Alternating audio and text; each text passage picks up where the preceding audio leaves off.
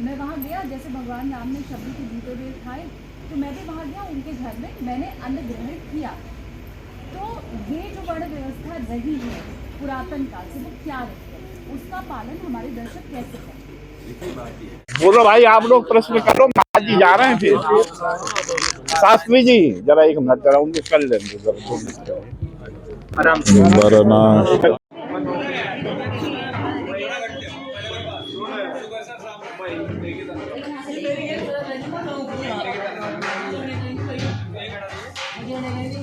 इसीलिए है कि हम वर्णाश्रम से हटे। तो इसलिए वर्णाश्रम जैसे ही समाज से हटेगा, जब हम पता ही नहीं कि हम क्या हैं, तो अब फिर हम कुछ भी हो जाएंगे। तो ये बहुत बड़ा खतरा है। आगे चल करके पूरा देश मुसलमान न बन जाए, आगे चल करके पूरा देश ईसाई न बन जाए। इसके लिए जरूरी है कि हम अपने शास्त्रोक्त धर्म का पालन अपने जीवन में करें। वर्णाश्रम परंपरा जो रही है, मैं चाहती हूँ कि आप हमारे दर्शकों को वो भी समझाएं, क्योंकि पंडित धीरेन्द्र कृष्ण शास्त्री का ये कहना है, जैसा आपने कहा कि वो अपने जो ब्राह्मण वो हैं उसे तो उन्होंने खत्म किया नहीं, लेकिन उनका ये कहना है कि रास्ते में जो भी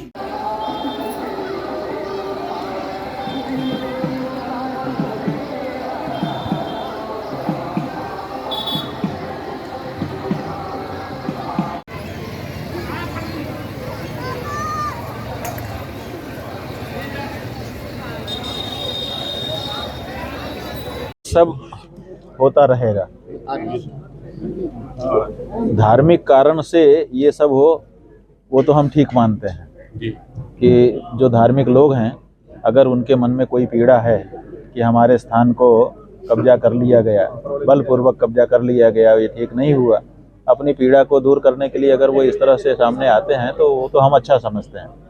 लेकिन राजनीतिक कारण से अगर ये होता है तो हम उसको ठीक नहीं समझते हैं, क्योंकि राजनीतिक कारण से ये सब होगा तो केवल वर्ग विद्वेष ही फैलाया जाएगा और कुछ नहीं होगा। तो ये इसे जो ये हो रहा है, ये राजनीतिक कारण मानते हैं आप या किसी नहीं, न्यायालय में तो जो लोग गए हैं वो कोई राजनीतिक लोग नहीं है, तो न्यायालय के आधार पर इस बारे में आगे बात बढ़नी चाहिए। न्यायालय ही इसका निर्णय। हाँ, और कौन करेगा?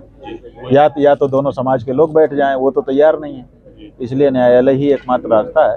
तो न्यायालय में इसको चलने देना चाहिए, और मुसलमानों को भी पत्थर फेंक करके या कोई बल दिखा करके इसका विरोध नहीं करना चाहिए, बल्कि अगर उनके पास कोई ऐसे प्रमाण हैं तो न्यायालय में जा करके रखना चाहिए। उसी से उनको राहत मिलेगी या नहीं मिलेगी। ये जो करेंगे, पत्थर अत्थर फेंकेंगे, मारेंगे पीटेंगे, इससे और समस्या में पड़ेंगे वो, क्योंकि भारत में अभी वो परिस्थिति नहीं है जिस समय कब्जा कर लिया था। वो समय दूसरी थी, अभी दूसरा समय है।